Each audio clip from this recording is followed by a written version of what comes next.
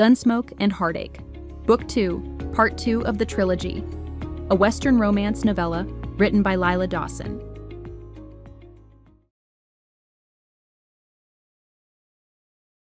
Chapter 6, Tabitha Bell. The invitation to tea at Mrs. Catherine Whitmore's home arrived that afternoon. Considering the conversation I'd just had with Frederick, I knew this wouldn't be an optional affair. I loathed sitting for long periods of time in the presence of these gossiping women. But there was one thing to be said about them. Any shred of new information that entered the city seemed to find its way to their social events first before being distributed at their discretion. Secrets could be kept, or rumors could be spread, like some sort of parlor room intelligence service. "Are you going?" Frederick asked when he saw me reading it, looking up from his work. Of course, he'd already seen the information before I had. I wouldn't miss it. These gatherings are a great place to gather information. I'll see what I can learn about the Olivers there. Surely they'll be the talk of the day. He nodded with enthusiasm. Yes, I'd imagine they will. Two wealthy, handsome, eligible bachelors are bound to circulate a great deal of talk amongst the womenfolk. I'll go and prepare then, I said, excusing myself. Camilla followed me to my room, shutting the door behind us. Would you like me to go with you? She asked. Oh, how I wish you could. For the experience, if nothing else. Detective agencies have nothing on these women. Let me guess, no servants. You guessed it. These are meant to be very private affairs, where information is shared only with people chosen just as carefully. Anything discussed there is something they're comfortable with, or even hoping will make its way back to our husbands. I don't doubt what you're saying, but perhaps you overestimate their forethought, Camilla said, rifling through my wardrobe. She picked out a modest dress, holding it up for me to assess. It's hard to say what the reality of it is. Either way, these things last 3 or 4 hours every time, and it's always a struggle to keep my eyes open. I do my best to participate and listen carefully. Frederick would never let me miss one for the world. He likes gossip more than the women do. Perhaps one of his wisest notions, Camilla said. Gossip is often petty, but with patience, you can learn quite a lot from petty people. Petty people make everyone else's business their own. Maybe you won't only learn things to benefit Frederick. Perhaps she was right. Mrs. Bell, how lovely of you to join us, Mrs. Whitmore said as she greeted me at the door, her smile showing an abundance of enthusiasm that always seemed, in some part, genuine.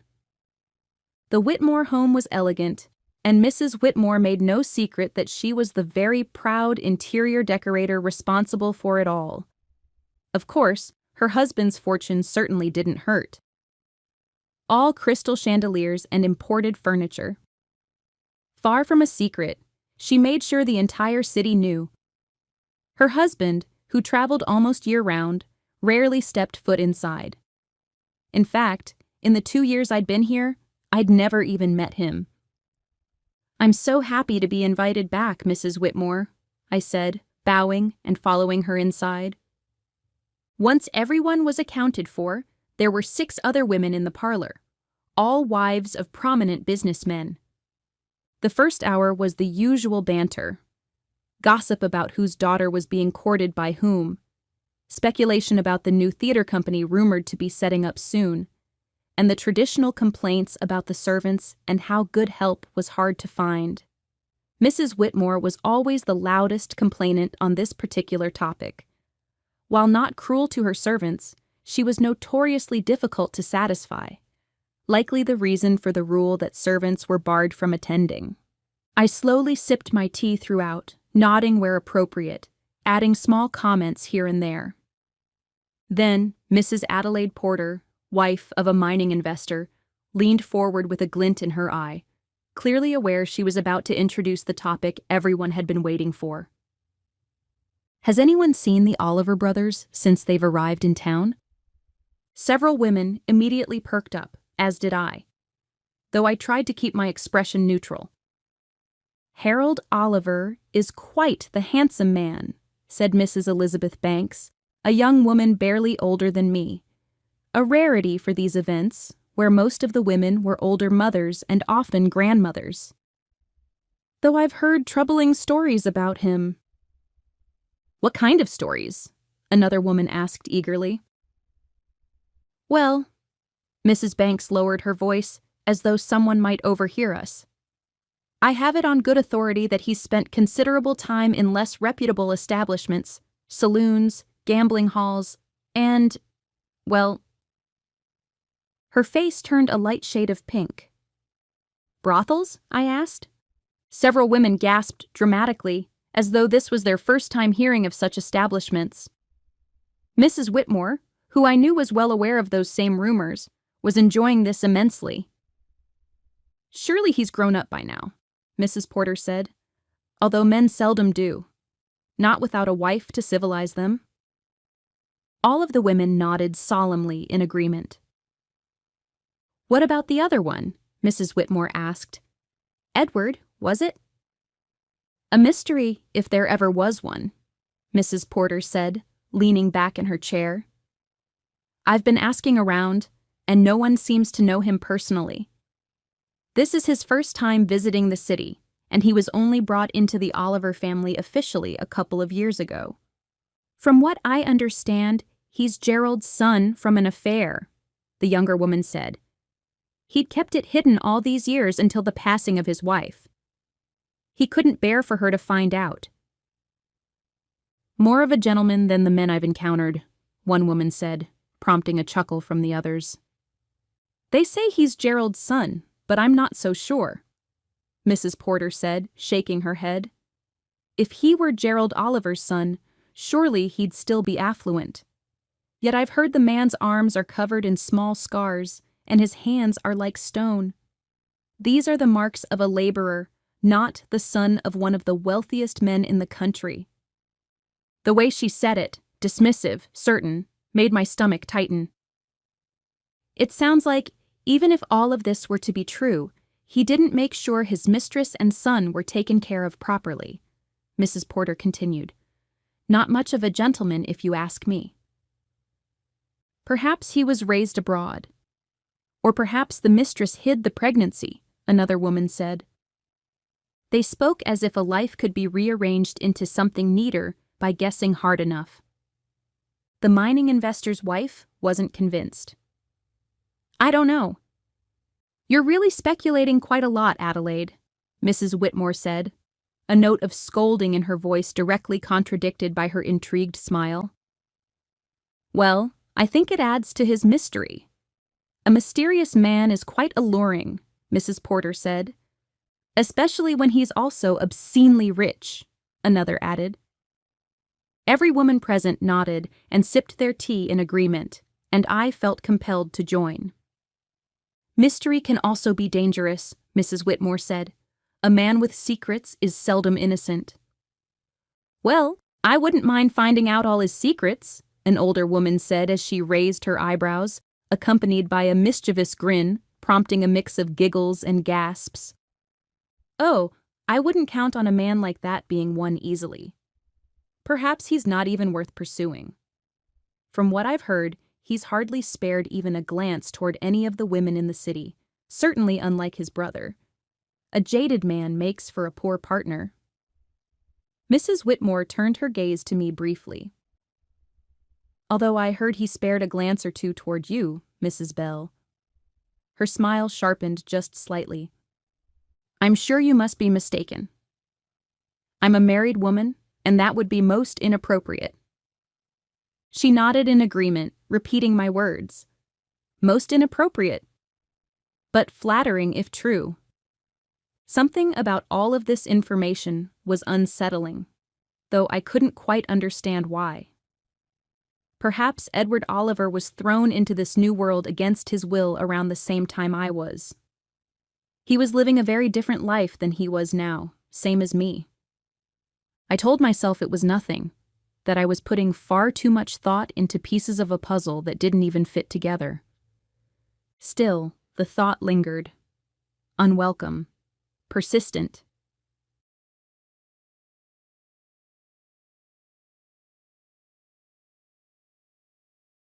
Chapter 7. Harold Oliver. Ed was in a foul mood when he got back to the hotel, but I knew better than to pry. He was the sort of man who spoke when he was ready, and not a moment sooner. Catch him in the middle of something, and he had nothing to say that he didn't offer on his own. Asking only annoyed him, I'd learned. He'd tell me when he felt like I was ready to know. Telegram came back, I said, knowing that was on his mind. No deaths, 3 injuries but minor, a pistol whip and a couple of bruises. They got away with a couple thousand in cash and valuables from the passengers, plus a strongbox we were transporting for a mining company. Robert Henry's? He asked. Unfortunately. We always compensated for losses, but Robert Henry always expected the compensation to be immediate, too impatient to wait for the process through our insurers. For whatever reason, my father had no problem honoring the requests. As he said, even if the insurance denied the claim, we'd owe the man anyway. Father never liked Robert Henry, but said for all the man's faults, at least he conducted business with honesty, and that was all we were really concerned about. Glad to hear no one was seriously hurt. Been making some notes on security proposals. Want to look them over? He shook his head. Hold off on your notes for now. He sat in the chair by the window, staring out at nothing. It had now become his thinking chair. He wanted some time alone to mull something over, but was always too polite to ask for the alone time. I'm heading out, I said. Need to pick up a few things in town. Want anything? No. You sure? Maybe some of that nasty, cheap coffee you pretend to like so much? Ah, that got a tiny little smile out of him. It's not terrible, you just lack the acquired taste. I have excellent taste, and in spite of that, I still allow myself to be seen with you in public from time to time. I grabbed my hat. I'll be back in about an hour. Try not to think too hard while I'm gone. Men have died from too much thinking, you know. I'm relieved to know you're likely to live a long life. I laughed, then shuffled out the door. The city streets were busy with the afternoon bustle. I enjoyed it. Lots of people and lots of energy. Money was moving with every person's step, deals being made. This was my world, where I felt at home, a world I almost lost. Ed had always said I needed to learn my lessons on my own, but without his mentoring, I know exactly where I'd have ended up. All the drinking, all the gambling, and the women, and then the gun. I'd started carrying it like some kind of pretend gunslinger, waiting for any man to look at me wrong and give me an excuse to pull it. I read about the outlaws of my youth and wanted nothing more than to live that exciting life of romance and adventure. Then, by complete chance, I happened across a half-dead man on a rarely traveled road. A trip I hadn't wanted to go on but agreed to so I could see what kind of foolish behavior I could get up to in a town where no one knew my reputation. I could see that he'd been in a gunfight and was eager to hear his story. That story completely changed my point of view. Being an outlaw wasn't romantic or adventurous or glamorous. It was what broken, struggling men did to survive, getting pulled apart along the way until nothing was left of them but pain and regret. Only a naive child would see it differently, and that's what I was. A naive child in a man's body, someone who lived a life too privileged for growing up to ever be necessary. I didn't have to worry about my mistakes ruining me. My father could just buy them off, hoping maybe this time I'd learn. But I never learned. I'm just glad I learned in time to hopefully make my father proud while he's still alive, and, for that matter, to make Ed proud. No one born of the same father and mother could ever be more of a brother to me than that man had been these past 2 years. I stopped by the tobacconist to pick up some matches. I didn't smoke, but it was always useful to have a match when someone else did. Offering a light was a great way to start a conversation. After that, I just wandered the market area. I didn't actually need to go out and get anything, but Ed needed his space. and I enjoyed watching people lost in their day-to-day lives. That's when I saw someone I recognized, the Mexican woman who'd brought Belle's kid to him at dinner. If you wanted real information about a person, the best source was their servants. Lucky for me, this was a woman, and I was nothing if not good with women. I watched her for a moment, amused. Her English was barely serviceable, but somehow she managed. She was dressed plainly, likely lacking better prospects. Still, a bit of makeup wouldn't hurt. She was slender, her hair pulled into a bun just a bit too tight. There were dark shadows beneath her eyes, the kind you saw on people who were always on their feet. Camilla, was it? I asked, cozying up beside her as she looked through vegetables. Yes, senor, she said, not even looking up from the produce. You, Harold Oliver. That's right, we met briefly at dinner the other night. She regarded me briefly, then smiled, nodded politely, and returned her attention to the produce. She acted like I was a dog begging for food at the table. I hope Mr. Bell is treating you well. Good, he is good. That's good, I said. Suddenly she stopped and turned, so suddenly it almost startled me. Please get to the point, Mr. Oliver. I hesitated. The accent I'd been hearing all along was suddenly gone. So was the advantage I thought I had. I was just being friendly is all. I see a pretty girl, and I can't help myself. The words sounded worse out loud than they had in my head. She laughed, and even her laugh was grating. Yes, I've been told you like the pretty girls. Wow, had even the servants heard rumors? I must have been worse than I even realized. Oh, you've been told? You like to pay them. The girls with the... She seemed to struggle to find the words. Instead, she briefly set down her bag and held her hands out in front of her chest. She gestured with her fingers curled, making large, round shapes, with the big ones and the less clothes. My face burned. I couldn't remember the last time someone embarrassed me like this in public. Well, what can I say? I guess I'm just too good with the fairer sex for my own good. It gets me in trouble sometimes. She laughed again. You are good with one kind of woman, Mr. Oliver. Just one. It felt like a slap across the face, and may as well have been. What could I say? I dug the hole for myself. Saying I was reformed now would only make me look even more foolish. I wanted to correct her, but everything I said had only proved her right. Good day, Miss Miss Cruz, she corrected. Good day, Miss Cruz. I turned and walked away, suddenly aware of everyone's eyes on me. I'd made a bigger fool of myself in the past. Many, many times, in fact. I'd been made angrier, insulted more harshly, but never by a woman like this. Was I actually angry at all, or just embarrassed? I walked a bit further before stopping, looking over my shoulder back in her direction. What a strange woman. And an unexpectedly unsettling and quite intriguing encounter.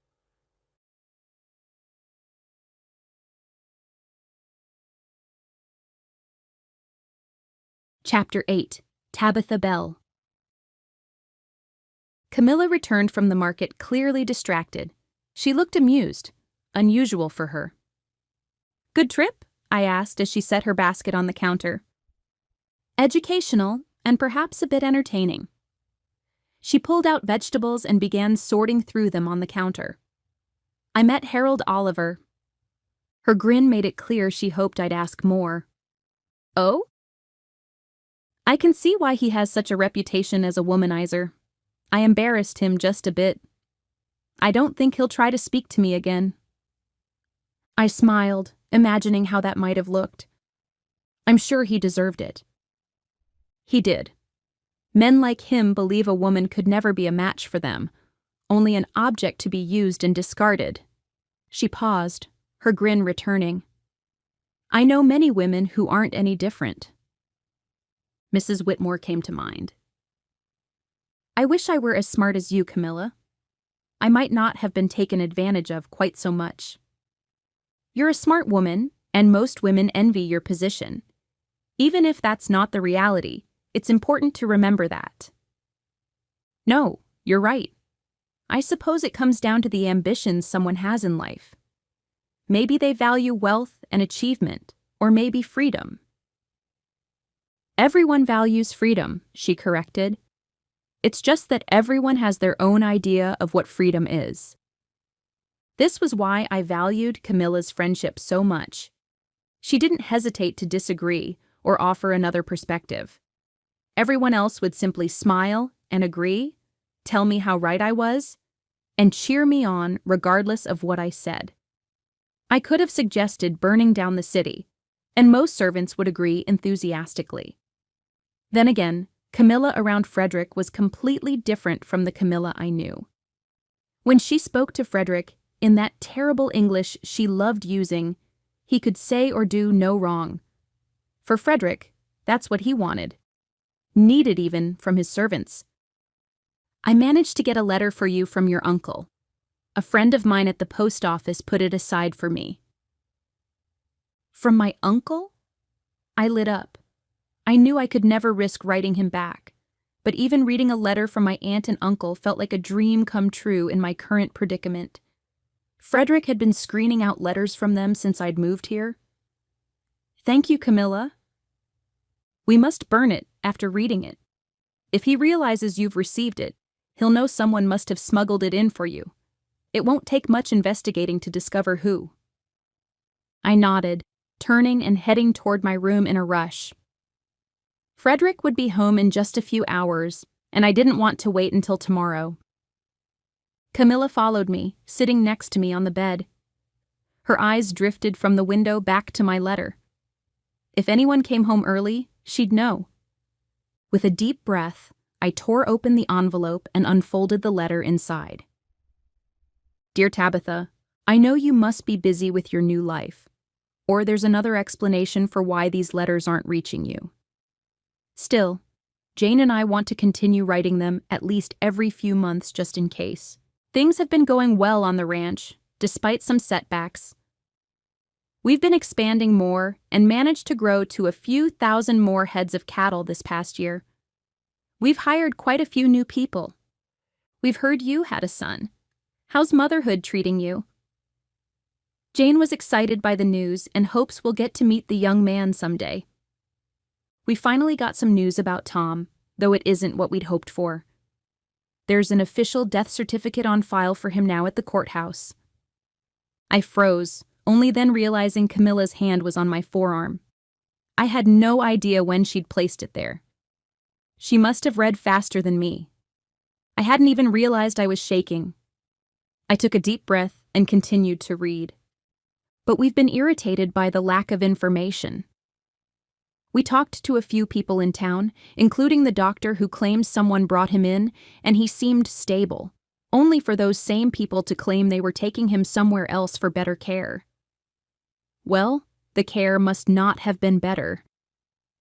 Doc said he had a busted-up leg and looked like a bullet grazed his head, but he didn't understand what might have gone wrong, though something clearly did. We're all angry here.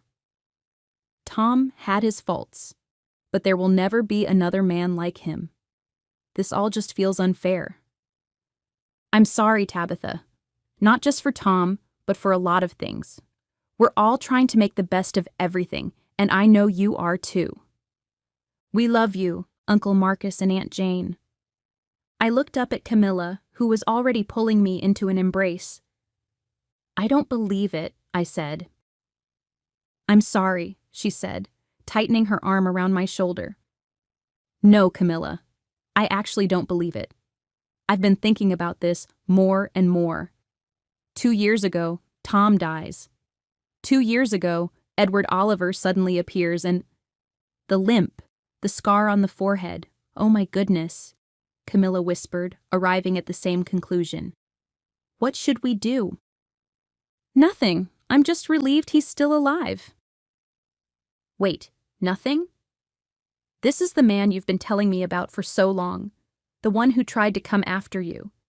He's still alive, right here in the city, and you don't want to do anything? What am I supposed to do, Camilla? I don't even know why he's here, and besides. Besides what? She said, tilting her head. He's not that man anymore, and I'm most certainly not that woman. Tabitha, you... Frederick will be home soon, and we need to get rid of this letter. You and I have our own plans to consider. If Edward Oliver's plans involve me, he should have the guts to inform me himself. After all, he certainly knows who I am. Camilla nodded, composing herself. I could tell she didn't agree with my logic here. Rather, she knew there must be another reason for my decision. She was right. But it wasn't a reason I wanted to discuss with her. If Edward Oliver really was Tom Rowland, it means he went through death and rebirth just to find me. What could I possibly offer a man like that? I couldn't offer him any of the things a good woman ought to offer a man, her firsts. I'd given all of them to a rotten man like Frederick Bell, and now I had a young son with him. It would be an insult to a good man to even consider a woman like me, even if I were to be granted a divorce from Frederick. No decent man would accept damaged goods, unless that was all he felt he deserved. And Edward Oliver? Well, a man like that could have any woman he desired, and that's what I hoped he'd choose. Not me, but a woman worthy of him. Maybe he'd just come here to see me one last time, quietly, and would leave to continue his life. Maybe he never came here to see me in the first place. You're not being honest with me, Camilla said, as if reading my mind. But that's all right. I'll play along. I narrowed my eyes at her, but I couldn't help smiling. I truly treasure you, Camilla. As well you should, she said, taking the letter from my hand. Now, let's dispose of the evidence. Lighting fires always makes me feel better. Really? I asked. That sounds concerning. You treasure me, remember? Then you'll certainly forgive my oddities. I suppose I can overlook yours if you'll overlook mine, I said. We have a deal.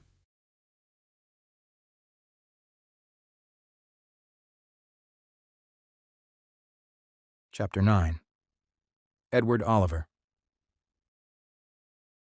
The next meeting was to be held at Bell Lumber Company's office in town. I was quickly learning that Frederick Bell never passed up an opportunity to show off, and honestly, I couldn't blame him. The moment we walked in, I got the sense the whole structure was built as a demonstration of what the Bell Lumber Company was capable of. Each room was like a show floor, carefully displaying a different theme. One a modern business space, suited to Silver City, another a hunting lodge. All marketed to the wealthy, but for different purposes. A mistake, if anyone asked me. Not that I'd say that even if anyone did. Harold and I arrived earlier, watching as different businessmen from different industries, along with investors, poured in one at a time. Harold always said showing up early to a big gathering was the best opportunity for people watching, and he was right. It also gave me a heads up on an unexpected guest. Not totally unexpected, but a man I had to be a little careful of. Robert Henry, one of the only men I'd previously met, but I had a high level of confidence he wouldn't recognize me. As he passed by me, stopping to shake Harold's hand, then mine, I didn't detect even the slightest glimmer of recognition in his eyes. A man like Robert Henry would never remember the face of a simple ranch hand. A man like that would be a nobody to him. He looked more than a couple of years older. He didn't have any gray in his hair like Frederick Bell, but the lines around his eyes had gone from gullies to canyons. I'd feel bad for him. But if there was a man I hated more than Frederick Bell, it was him. A man who would sell his own daughter for something as trivial as a business deal. The man who should have protected her more than any other was the very man who delivered her to someone she ought to be protected from. I'll never forget the day his brother clocked him one good and bloodied his nose.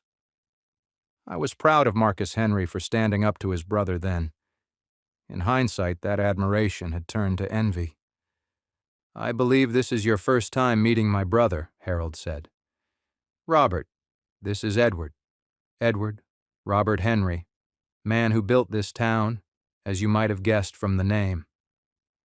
I grasped his hand firmly and offered a nod. I waited. Still nothing. "Pleasure to meet you, Mr. Henry," I said. "My brothers told me a great deal about you. Impressive mining empire you've built." It would have been far more accurate to say his father built it, but men who owe everything to their inheritance always love to brag about everything they've built, and they love hearing that phrasing thrown back at them. Tickles them pink. A man who started from nothing and built something great didn't boast nearly as much. Yes, in just about every way that counted, Robert Henry was the most insufferable man in the room. "Likewise, Mr. Oliver, if you'll excuse me." He broke away from us, stepping toward Frederick Bell as he walked into view. He clearly wanted to speak with him, but Frederick nearly tripped as he dodged him, offering only a brief hand on his shoulder in acknowledgement. "Ah, Harold, Edward, I'm glad the two of you found the time to visit our little operation." False modesty was nearly as bad as baseless bragging, but not quite. "We were just talking about it a few minutes ago," I said. "This is really something. A man can simply point to what he wants with hardly a need to describe it, and you can provide him with the lumber. A clever design, Mr. Bell." His face lit up as though it were caught by the rays of the morning sun. "You don't miss anything, Edward." That was exactly my thought process. "Frederick, could I borrow you for a moment?" Robert asked, unable to hide his annoyance. "Absolutely, Robert. In a bit." He immediately turned back to Harold and me. "Thank you all again for coming. Please have a seat." We found our chairs, as did Robert and the others, and what was meant to be a meeting began to feel a lot more like a planned presentation. Frederick meticulously and systematically read through the impressive list of numbers the Bell Lumber Company had pulled in the previous quarter and his expectations for the next. If the man was half the husband he was the businessman, I'd already be on the train back home. Still, no one could deny the impressiveness of the numbers we were hearing, nor did we have any reason to doubt their accuracy. This office alone was reason enough to be a believer. "I haven't forgotten about the mining operations either," he said, looking to Robert and then to the other mine owners present. "I know most of you are here to discuss preferential rates for the timber you need, and I'm certainly willing to do that for promises on volume." Robert spoke up. "I've been supplying you with high-volume business for the better part of 3 years now, so I'll—" "Yes, Mr. Henry, and I haven't forgotten it. All the more reason for you, and the others, to help me put a bit of pressure on our guests from the railroad. A rising tide raises all boats, they say." He punctuated the statement with a laugh, but Harold and I knew it wasn't a joke. The longer we dragged our feet in Silver City, the more desperate Frederick Bell seemed to push us into a deal. We'd made it clear we were in no hurry to leave and deals could be made at any time, but the man was many things. Patient wasn't one of them. Harold laughed along with him, even a bit louder. "Easy now. Keep drawing all this attention on us and we'll have to hire bodyguards." "Men like yourselves should have them already, Harold. Like most others in this room, we'd have a hard time getting on without you." Harold laughed again, never at a loss for words regardless of the tactics used against him. "You're far too kind to us, Mr. Bell. Our father is still the man in charge of the railroad, and he's as healthy as I am, so it would get along just fine for the foreseeable future. We just do all the legwork while he's out there kicking up his feet." "And well earned. Gerald Oliver's nothing short of a legend," Frederick said, still laying it on thick. Despite Harold's awareness of what he was doing, it didn't change how much he enjoyed the family praise. "I'll have to drag the old man out here next time to see everything for himself. I don't think he realizes how many of you men are right on his heels. We're all here for a reason, yourself included, Mr. Bell."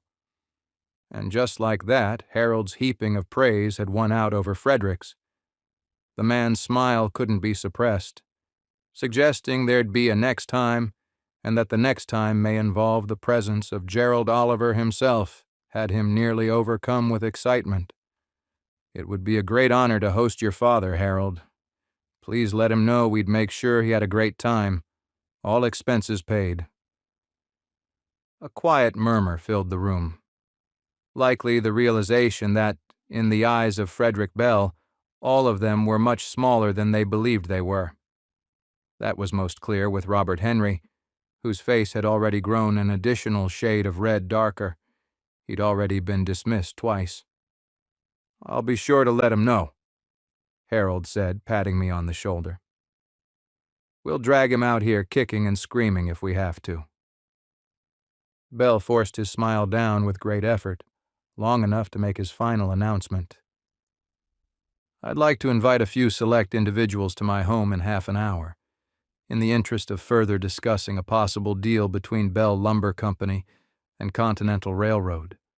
No hurry, of course. I don't want you to feel pressured, but regardless of how long you stay in the city, I know your time here is limited, so I'd like to make the most of it. I've already had my wife make the preparations." "Oh, I don't know, Mr. Bell," Harold said, waving it off. "My brother and I would be glad to accept your invitation," I said, matching Harold's smile, ignoring his brief glance in my direction. "That would give us a great opportunity to discuss those rates Robert said before being quickly cut off by Frederick. "I said later, Robert. I have other priorities at the moment." This time he did little to hide his annoyance, and with that, Robert's shade of red nearly became purple. He forced a smile, but a smile was never very convincing on a quivering lip. "Very well. Later then."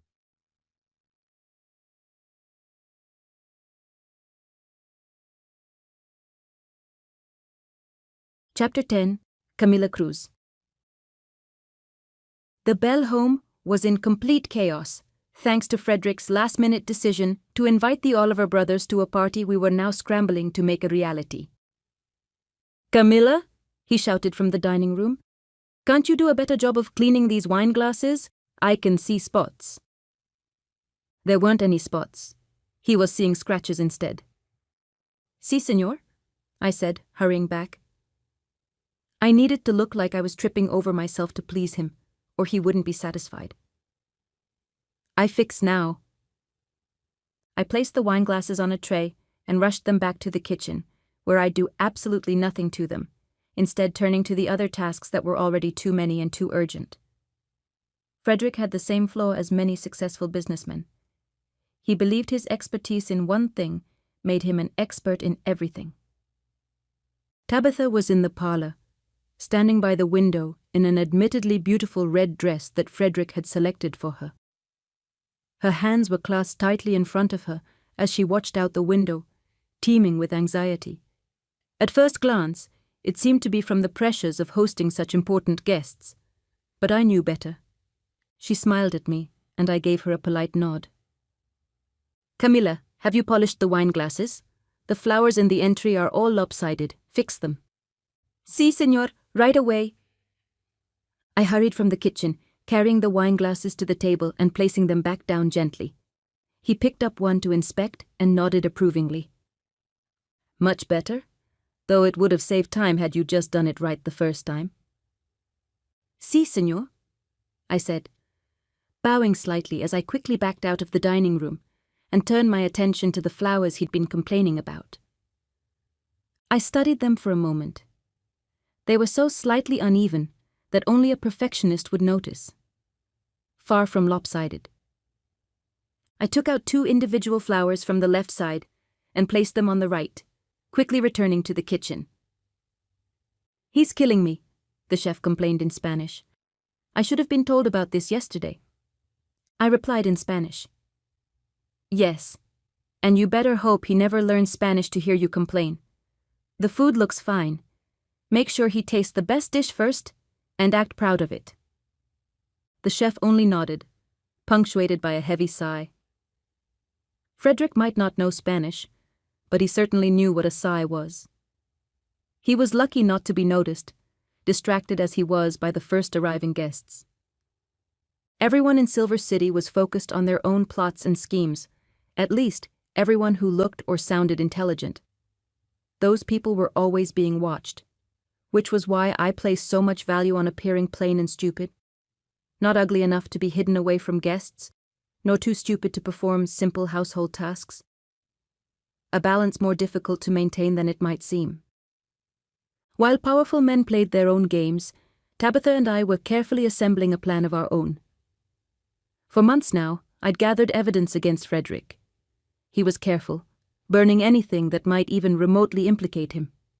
However, you'd be surprised what kind of documents you'll be handed when the person handing them to you believes you're incapable of reading them.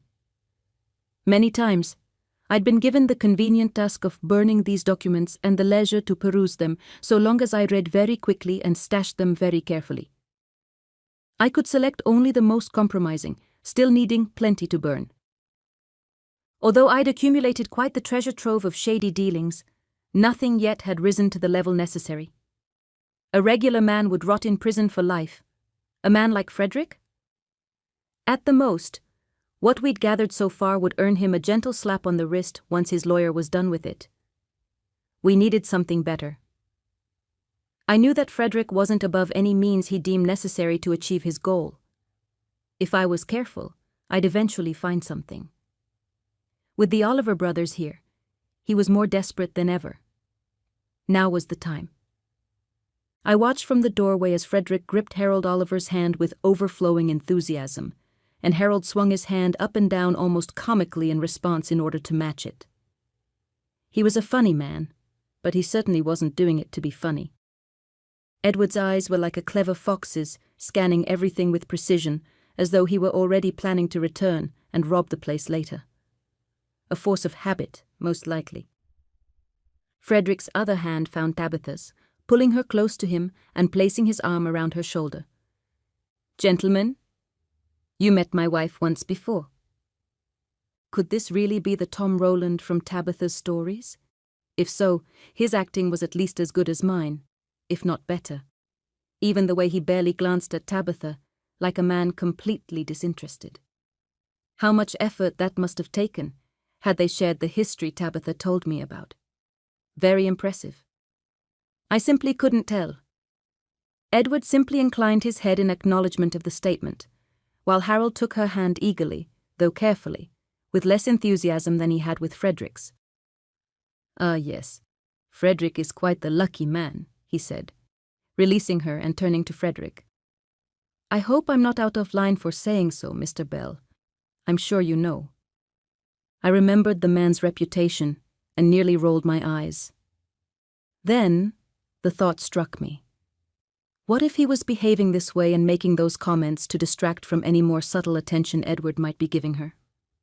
That would be smart. But this man wasn't that smart. Was he? "No, you aren't out of line at all. Motherhood sometimes makes women self-conscious, so I'm sure she still appreciates that everyone finds her beautiful." Not that he'd asked her what she appreciated and what she didn't. Nor did he know.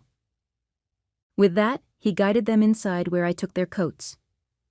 Harold's immediate recognition and goofy grin irritated me in a way I couldn't describe. Tabitha had already walked ahead, poured, and handed her husband a glass of wine. He seemed almost grateful. Tasting it, his expression changed. "A bit warm. We discussed this." "You're right. I should have waited. I'm sorry," she said, scurrying off like a scared animal to retrieve another bottle. I watched Edward's expression closely. Sure enough, there was a tell there, a tightening of the jaw. Subtle, but undeniable, though still inconclusive. Some men did exist in the world with morals, and perhaps Edward Oliver was simply one of them. Harold laughed it away dismissively, entirely unreadable. I wondered if the Oliver brothers had realized by now they'd been asked to arrive well before the other guests. Of course they had, and that gave me the opportunity to slip away and check Frederick's desk. It was always locked when he left home, but today nothing was going to pry him away from the Olivers. After busying myself in the kitchen long enough to be forgotten, I made my way across the house, only to be stopped unexpectedly in another room by Harold Oliver. Miss Cruz, I just wanted to apologize. I smiled and nodded. This was a golden opportunity, and this idiot was wasting it. Senor is fine, I said, turning to walk away. Not really. It was disrespectful. Oh, no, I said, taking another step. What you said reminded me of something my father told me a few years ago. I bit my lip, suppressing the urge to elbow the man in the face and run off, maybe somehow play it off as an accident. I turned to face him. Oh. Someone said I wouldn't have trouble finding a wife because I was good with women. My father said I'd have an even harder time because I was only good with one kind of woman. I forgot about that until you said basically the same thing. You think about this? Is what I say? I said, now genuinely intrigued. So, he was the kind of man who wouldn't dismiss someone's words, even when they were meant to poke fun at him, and even when they came from someone infinitely below his station. Very interesting. Well, sure. And I'll think more about it too. Father and Edward are always giving me a hard time about it, so I'll just have to add Miss Cruz to the list. Anyway, I won't bother you from your tasks. I'm sure you're busy. Good day, Miss Cruz. He smiled, then headed back to the dining room. He must have been paying attention to my movements without my even realizing it. I'd have to be careful of that man, especially since he'd made me smile without meaning to. Now that I knew I was being watched this closely by someone, the desk would have to wait.